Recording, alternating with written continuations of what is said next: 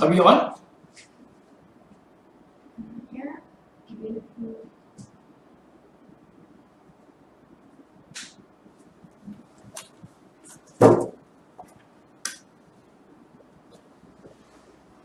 Yeah. Okay, we're on. Okay, well, welcome to Monday Night Chat with Wong Chen. That's me. Brought to you by the Member of Parliament of Manager. That's me again. In collaboration with our very good friends from Invoke. Now, everybody, please support Invoke and make it happen for us. Thank you. So we start off as usual. Please get your questions in now, right? So I'm supposed to point down Tanya. Is that right? Get your questions in now. We will answer Q&A later. Now, tonight we are introducing our new guest musician. Please come here. We have Vanessa, our brand new intern. Hi. And she's going to play a small number before we start previously in Kelana Jaya. There you go.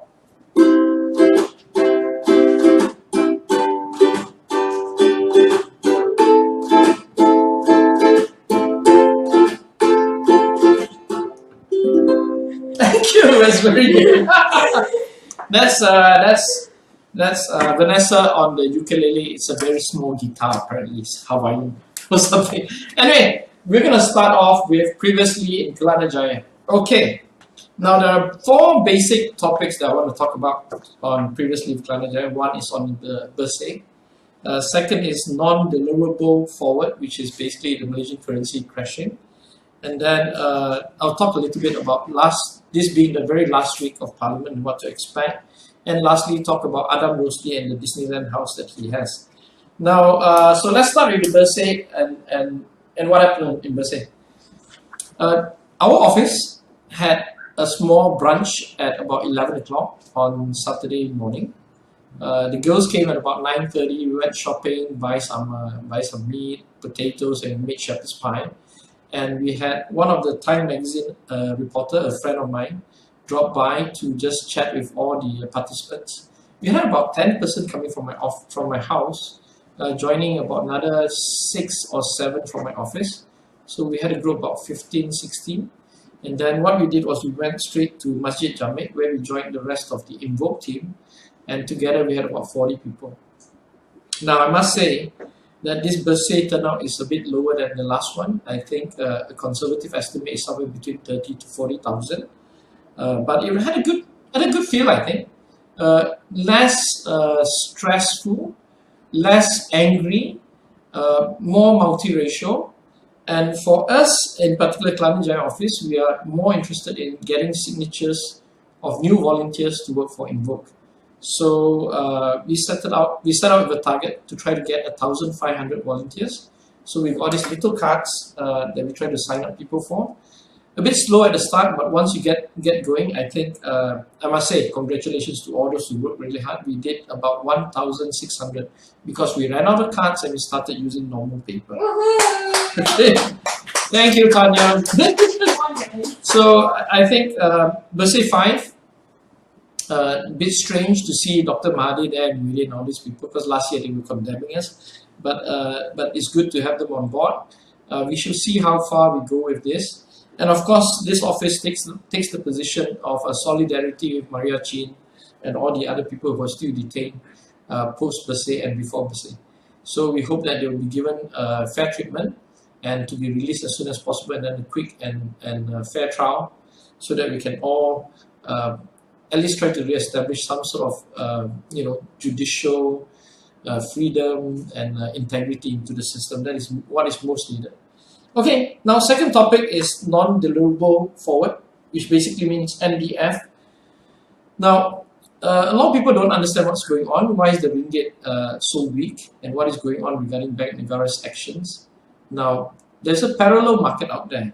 Onshore, and that means within Malaysia, we have currency trading, which is done by banks. So when foreigners bring in money, they go through the banking system. So they bring in US dollar, they convert to ringgit, so they go through the normal banking system. And Bank Negara just monitors this kind of flow in and flow out of money and conversion of money. Now, in the world outside Malaysia, what we call offshore, there are people who are speculating on the ringgit as they speculate on the yuan or speculate on yen or Swedish kroners or whatever it is. Yeah. So there's a speculative market out there called the NDF, non-deliverable forward. Basically, what it does is this component is non-deliverable, means there is no actual exchange of money in the speculation, and forward means that they are forward pricing it forward by a few months or half a year or a year ahead. Yeah. So the speculative counter has some elements to settle out with real money later on, but at a time horizon that we are uncertain about. So it's basically a wild west out there for NDF. Now what happens is, after Trump's surprise election, there was a Bloomberg article saying that Malaysia was probably the worst hit country in Southeast Asia. There's also a lot of speculation on trade wars and so on and so forth, how Malaysia is too small, not aligned to anyone in particular. So there are a host of reasons why the Malaysian currency is viewed as weak. But back at home, we all know why the ringgit is weak. Is because 1MDB and because of basic governance issue. So the speculative market, the NDF market out there, takes the view that probably in the next few months that the ringgit is going to be $4.80 ringgit to $1 US. Basically, it's going to go further down the drain. And when the NDF market sets the price at 480, the local regulators, which we support, by the way, we're not against Bank Negara on this issue, but we still take the view that it's quite futile to fight the market, so to speak. So Bank Negara reacted by sending out messages to banks not to trade at this rate at 480. So that then caused a panic within the banking system. So the ringgit started falling down and it fell to about 430, 440 at some point, and then the government had to intervene. We're not sure whether Bank Negara has actually pumped in money to support the ringgit, but it's safe to say that they probably contemplated and did something to that respect. Now we are in support of Bank Negara. We are in support of a stronger currency without speculation. But if you really want to save the market or to protect the market, you can't ban people from trading or try to restrict it, because by doing that, it shows a sign that the authorities are weak and that we are anti-market. As such, it only makes the situation worse. What needs to be done in Malaysia to support our currency is really to ask for a new Prime Minister to come in.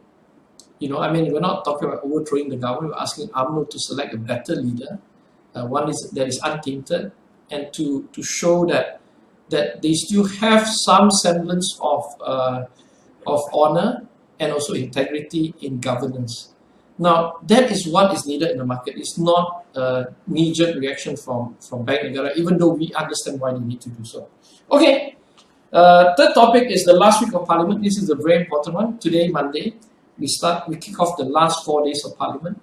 So we're finishing another 3 ministries tomorrow.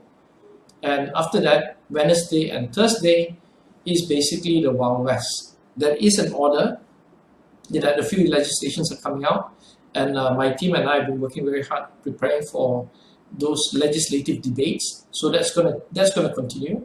We're gonna debate heavily on the income tax issue. We're gonna also debate on the marriage issues and so on and so forth, and also birth and certification. But whatever we debate is at the pace of the government. And in the last sitting, the government elevated the Hudud Bill, which was slated for number 15, to number 4, and caught us all by surprise. Now, coming in on Wednesday and Thursday, Hadi Awang's bill, the Hudud Bill, is slated for number 9. But we have to be on standby in the event that they should suddenly spring the attack again on us, and God help us all, what happens next. So members of Parliament are not going to sleep very well. I'm not going to sleep well. I haven't been sleeping for 2 months since Parliament started, but we are on standby, and we have all been told to be on standby to debate this very, very important bill. Now, lastly, of course, we are all very upset to hear allegations of corruption in PKR, and this is to do with the PKR youth leader, whom I've never met, but PKR youth of Ampang. His name is Adam Rosli.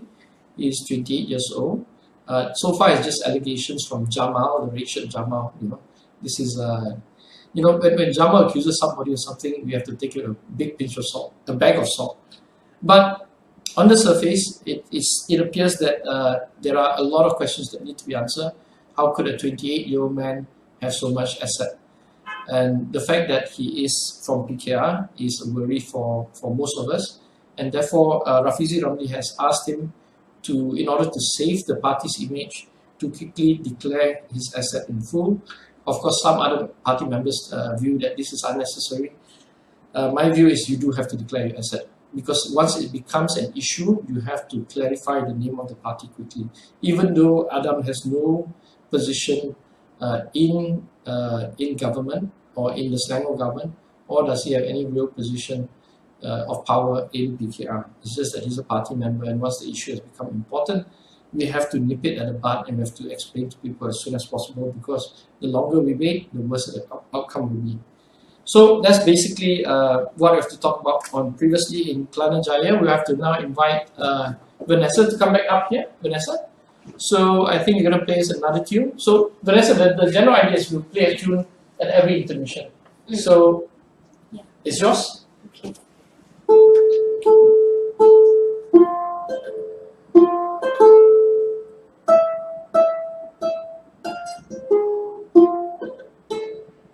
you.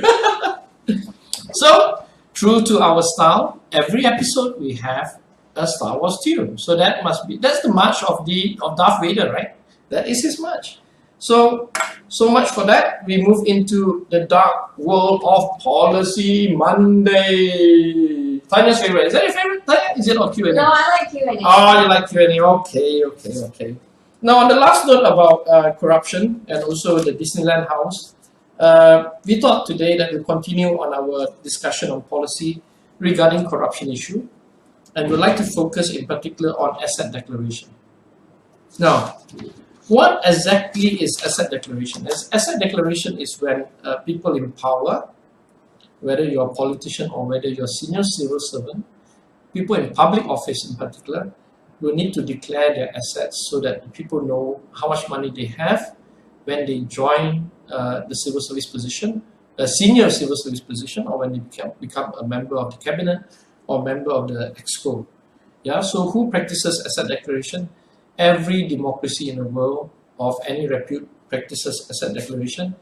In fact, in the dark continent of Africa, where you have rampant corruption and violence and so on and so forth, 28 countries have declared that they practice asset declaration, but of which only 5 requires real publication. The rest are like they declare to somebody, and that somebody keeps it secret. Well, no surprise. In Malaysia, we do have asset declaration, but declaration is to the Prime Minister only. So who does the Prime Minister declare to himself? Yeah, the Prime Minister declares to himself, or he could declare it to his wife, who knows, right? Or he could be having nightmares on it, who knows, right? He could mumble in his sleep and somebody will find out. But basically, in Malaysia, members of the cabinet do not have to declare their assets to the public or to parliament or to put up their numbers on cyberspace. They just have to declare into the ears of the Prime Minister. So, I mean, yeah, let's not be hypocrites here. Let's talk about what do they do in Selangor and also Penang. I mean, those are governments ruled by us. We do asset declaration, but even then, I find the standards is not as high as it should be. It is a step, but you know, asset declaration started in 2008. By now, after 7 years of ruling, 8 years of ruling the 2 states, we should improve on our asset declaration, because at the moment, asset declaration is only voluntary.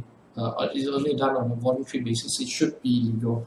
So that's my position on asset declaration regarding Pakatan Harapan states. Now, what is the scope of these declarations? Who should declare? In my opinion, it definitely has to be members of the cabinet, or in Selangor or Penang government, it should be members of the exco. Anybody who is in a position of power with government funds or people's money, in charge of entrusted with people's money, must declare their assets. Yeah, so that includes also senior civil servants, like KSU director generals, what we call director generals, or very senior police officers must declare assets, so that we know exactly where do they start from. Yeah. Now, why do we do this? What's the purpose? The purpose is not to make fun of people who don't have money or to be in awe about, about a politician like Donald Trump having billions, whatever it is. The purpose is very simple. The day you're elected to office and you're entrusted with public's purse or public's money, we need to know how much money do you have. Okay? So that by the time you finish your office 5 years down the line for the next election, assuming that you lose the election, you need to also declare how much money you are exiting with. For a simple example, let's say in Malaysia, most members of parliament will be in the age group about 40 to 60 years old. So that's the average age of every member of parliament. At that age of 40 to 60, your asset on average should be about, I think in Malaysian standard, about 1.5 to 2.5 million on average. If say you work 15 years in your life, you would have accumulated about $1 million in asset normally, million ringgit in asset. Yeah. So if you are a highly paid dentist, you of course accumulate like 3 million, 4 million, possibly so on and so forth. If you're a surgeon, of course you accumulate much more. But on average, most politicians will accumulate 1 to 2 million or 2.5 million by the time they become members of parliament. So let's take the example, a very simple example. 2008, a member of parliament with 2 million in assets, right? In 2013, the next election, 5 years down the line, he loses the election. His wealth should be about 2.5. Did we start at 2 million? 2.5 million. 2 million, sorry. Yeah. We start at a base of 2 million. His pay should be about 300,000 plus a year, assuming he spends 100,000, 150,000, or even 200,000. He can save 100,000 a year. So 100,000 savings times 5 years is 500,000. So by the time he exits as a member of parliament, his pay should be 2.5 million, his total assets. Yeah. So he started off with 2 million assets. By the time he served his public office 5 years down the line, where he made 100,000 extra a year, his total asset value should be 2.5 million. The purpose of this is to track and see whether anybody who is in public office actually benefited beyond his pay during the 5 years in office. Okay? And that is the real purpose of asset declaration. It is really to make sure that politicians are above board and that everything is accounted for. Now, for instance, there are also pros and cons. So some people say that members of parliament shouldn't declare asset. Some countries in the world, in the better democracies, do declare assets for members of parliament. Yeah, and that it should only be limited to cabinet members because they are really in a position of power. I think in Malaysia, it's safe to say that the bare minimum is cabinet members and exco members must declare their assets compulsory, and that members of parliament should be given the option to voluntarily declare their asset. I think that is something that I can live with, and I think the public can live with. But over the next 10 years or 15 years, I would like to see all declarations by all members of parliament, irrespective whether they're in power or not. One of the reasons given is of course security reasons. If you're very wealthy and you have 10 million in assets, by declaring it, you could put your kids in danger, and it's quite valid concern, because as it is, you are already a famous person, right? And then people know that you got 10 million, so the chance of your children being kidnapped or even held ransom or just being harassed can increase and can be a real danger to some members of parliament. So that will discourage richer members of parliament not to take office. So I mean, this is a developing story, but there are pros and cons. But I think the very basic thing is we have to declare our assets in order to fight corruption, because in this day and age, power corrupts. And who knows? What do you think, Tanya? Right? You can never be certain about people, right? Mm-hmm. The moment you're put in place and you have hundreds of millions of discretionary spending, the temptation is too great. Right, Tanya? Yes. Okay. Yes. So, Tanya, you got any question to ask me? Oh, yes, definitely. You do? Before we end, policy mandate? So we know that Rafizi is declaring, he's planning to declare his assets. He has already done it once, he's going to do it again as far as I understand. Yep. So what are you going to do? What? Me? Yes. Well, you know, Raf declares his asset, and I really appreciate what he's done because he walks the talk. I feel that I will declare my asset. I'm sure. In fact, I've been thinking about it, and I will declare my asset in time. And I think it will be because it's part of the Invoke program anyway. Invoke will only support members of parliament who declare their assets. So I think towards the election, a month before election or 2 months before election, once the election is announced, I will declare my asset. But in the meantime, I do appreciate my privacy issues, and I do like to have a lower profile on the issue. Yeah. But I think to be fair to everybody, I will declare my asset as the election draws near. Okay. I hope that answers the question. Yes. Okay. Great. So we're done with Policy Monday. We'll invite Vanessa once again for a last musical element before we move to the Q&A. Vanessa. Okay, I'm sorry. It's okay. Don't worry.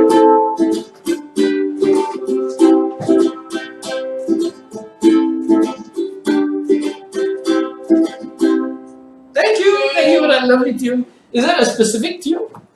Oh no. No? You It's just the made chords it. I like. Oh, you just like the chords. Okay, great. So we move into the final chapter, which is Q&A. How are we doing for time today? Are we on time? It's now 7:55. So we're not bad, right? We're trying to we read started up. a bit Yeah. late, Okay, sorry, so we guys. do have about 10 minutes or so. Yeah. Do we have questions today? Yes. Okay, the first one is just a suggestion. Okay. That next time, perhaps on Monday night chat, you should sing. I can't sing. Okay. But good suggestion, but I really can't sing. I think I'm tone deaf. Am I tone deaf? Probably. No. Yeah. I'm almost. Okay, moving on. Okay. I can sing Born Free. I think that's the only thing. Born Free. That's even bad. Okay, so let's go. Next. Okay, so we all know our Prime Minister Najib. One viewer has labelled him as no shame. So, with such a PM with no shame, do you think we need more aggressive Bersih protests? I think the Bersih protest is very important because it's a venting exercise, right? Every year or so, every 1.5 years or so, people can't take it anymore, so we just release more. And it's also a place for us to meet old friends, to feel in solidarity against bad people, yeah, against corruption, against mismanagement. So I would definitely think Bersih needs to continue. What is happening to Maria Chen is trying to break the spirit of Bersih.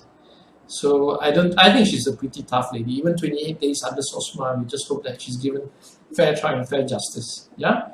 But the more important thing is this: we don't want to hijack Bersih, but I think Bersih must do a bit more beyond just organizing one event. Yeah, it should try to work closer with what we're doing at Invoke, which means to mobilize people for actual election campaigning and to do the right things and to prepare data analytics and do all that kind of stuff. So I hope that Bersih can evolve to be not just a rock star event once every year or once every 1.5 years, but to actually do something more proactive on the ground to ensure that we can mobilize people to win elections. Okay? Okay. Next. Yeah, also question to do with Bersih. Second one, you mentioned Maria Chin in solitary confinement right now. Mm-hmm. What are the chances of securing her release? Because it will be tough to challenge the establishment. Well, we're not sure whether she's really in solitary confinement, but that's the initial report coming through. We just take it that the allegations that she is being held in such a state. And there's also a picture going around showing where the confinement space is really small with dirty toilets and all that. I'm not sure. I mean, I can't verify all those. But SOSMA is a pretty tough legislation. And 3 years ago when we debated the issue, I mean, the law as it stands today, they can detain her indefinitely for 2 years, plus 2 years, plus 2 years, plus 2 years. So will she get access? It's not a legal right. But I think if we continue to pressure the government, the Home Minister and also the Prime Minister will probably step in to see some, to appeal to their nature, if possible, to give Maria a break and a chance to present herself and to have an actual trial, a fair trial. That's important. Yeah. Okay, so her chances are slim. Legally speaking, they can detain her indefinitely. But I think tomorrow members of parliament will be marching to Bukit Aman to deliver a petition by members of parliament. So that's going to happen about 9:30, I think. So I'm going to take part in that. We'll see how they react to that. Okay. Next. Okay, for now, this seems to be the last question, also about Bersih. Wow. Okay. Do you think that the lower turnout shows that the public is tired of Bersih, or could it be that they're just disillusioned with politics in Malaysia in general? I think it's a combination of. I don't think they're tired of Bersih. I think there's a lot of economic worries out there, and it's you just see consumer spending has dropped. We just had Mamak just before we started. I had a good chat with the owner. He's a typical Indian Mamak shop owner. 2 Mamak shops in that row has closed down. So you imagine that the traffic has all diverted to his Mamak shop. So he's reporting not a big increase in business, and he's also reporting a drop in profit margin. So it just tells you that less people are eating out, and Mama is a cheap makan, right? And still people are trying to save. So I think just people are more worried about economics. Therefore, they rather stay at home. And also there's a sense of disillusionment, I think, in a lot of people about the political direction of the opposition and the country overall. Whether the opposition can still be effective, or whether the curse of having served 2 terms and the results of our governance, people are starting to evaluate and asking whether it's worth fighting on for this kind of thing. But let me tell you, we have to fight on. It's not a question whether we want or not, or whether we should support the opposition or not. There is no other way out of this. And at the same time, political parties from the opposition must reinvent themselves quickly and engage people again, because we cannot be seen as UMNO light or Barisan Nasional light. Yeah, we cannot be seen to be tainted. We have to renew our vigor to fight for justice, for transparency, and actually not just talk about it, but actually implement it at policy levels. We have to perform much better. Otherwise, I think the next election is a free-for-all by the looks of it. With Bersatu, Warisan, and all other political parties in, with all sorts of alignments. Even I am not sure what the alignments are now. Do we work with Muhyiddin? Do we work with Mahathir, so and so forth? I've got very strong views on this kind of thing. So I don't know. I'm just gonna take cue from my leadership, and I'm gonna try my best to channel all this restless, disillusioned energy into Invoke. And I appeal to everybody, please. I know you're tired of politicians. The same way Americans are tired of Clinton and they're tired of all the old establishment. Everybody's tired, but please don't give up. Channel it usefully to something more meaningful. And I think the closest thing for me, and I speak from the heart, the closest thing to what we can do proactively is to support Invoke Malaysia. So I'm going to just show Invoke one more time. This one, yeah. So do continue to support us. Yep, they are on Facebook. This Facebook Invoke Malaysia. Yeah, that's right. So when during the Bersih rally, we converted 1,600 people, right? A lot of people still don't know what we're trying to do. So I think the moment we told them, they readily sign up. So I'm sure that a lot of you out there must be wondering what it is. Please check out the website and try to do your best to do that. Okay, 2 more questions? 2 more questions? Wow, I thought yes. Okay, sure. You're talking for some time. Yeah. What is your view on the opinion that there are too many NGOs and they should all just unite with one common goal? Well, some of these NGOs are pro-government, some of these NGOs are pro-opposition, right? Some of them just NGOs. I think you can't cobble NGOs together, but what you have to understand is this. NGOs play a very important role. And that important role, it shouldn't be the same as political parties. And this is where NGOs really have to distance themselves properly and ask themselves fundamentally that they cannot be and behave like political parties. It's when they start behaving like political parties, then we have the problem. Because NGOs, in truth, is supposed to be clean, is supposed to be funded properly, transparently, and NGOs are supposed to be non-partisan, right? They are our voice of conscience. That means that politicians, political parties can have the option to be slightly naughty, yeah, to slightly pursue the grey area of politics, because real politics requires us to do deals sometimes, yeah. NGOs are supposed to be our conscience. So I plead to the NGOs to understand and revisit the reason for your existence and to stick to that and not to cross the line to play political games as well. That is not the role of NGOs. So I don't see NGOs uniting together because they don't need to unite together as a political force. They just need to constantly speak to us to remind us whether you're a green NGO, to remind us that some of the policies we do in Pakistan government is not green enough. Yeah? Okay? So please don't unite in a weird way. Don't unite, but stick to your core belief and to do your actual purpose. Okay? Okay, next. last one. Okay, when Pakatan Harapan takes over the government, so when, not if. Okay, when sure. Pakatan takes over the government, do you think it is necessary to give amnesty for corruptors because corruption is so bad in Malaysia? I think definitely it will be considered. Yeah, it will definitely have to be considered. Immunity can come in many forms. You know, we saw last month when Indonesia rolled out this immunity to repatriate money back from Singapore. Yeah, a lot of, as you all know, most Indonesians hide their money in Singapore, and you know when the government announced that they will not be charged if they return it back to Indonesian shores. So immunity can take in that kind of form. Immunity can take in the form of the Truth and Reconciliation body that Nelson Mandela started, where you just say all your past wrongs are okay. But I don't think we can do that as simple as that, but we'll require them to pay the money out. You know, for instance, let's just throw a simple number or what. This is not dogma. This is just what I think about. Say someone steals $100 million, right? And when we come to power, or before we even come to power, we negotiate immunity for people in return for a free and fair election, right? Say someone steals $100 million, we come to power. If he's willing to pay back 70%, yeah, of the money, I think we can find it somewhere to forgive them.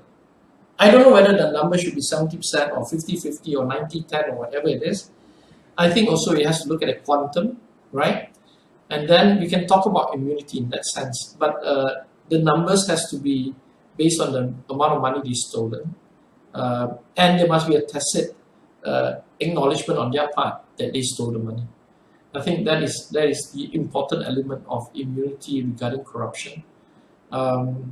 Otherwise, the cost of trying to recover this kind of money, we can learn from the Philippines' experience tracing the Marcos money. I think they spent more money chasing the money than actually recovering any money. And in this complex world, it's really quite difficult to get back corrupt money unless you have a proper immunity deal, which is sensible. And immunity can even come from in the sense that they can set up a foundation even. I would even consider if they want to return back out of the $100 million, $90 million and put it under their grandfather's name as a foundation to support poor people, I can take that. I have no qualms about supporting such an idea. Yeah?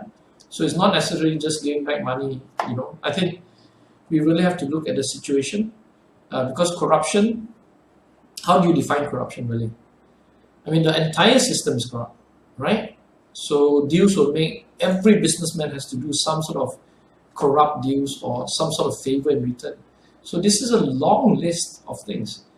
But whatever it is, the future government must look forward and it must close a chapter on corruption. And the way to do it is to find forgiveness, and yet we must get back some money to use that to help the people who are extremely poor.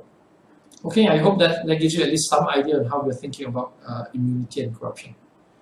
Okay, is there any more questions? No. That's it? Yes. So thank you very much. That was episode 8. So next week we will go to episode 9. Thank you again. Okay, bye. Bye.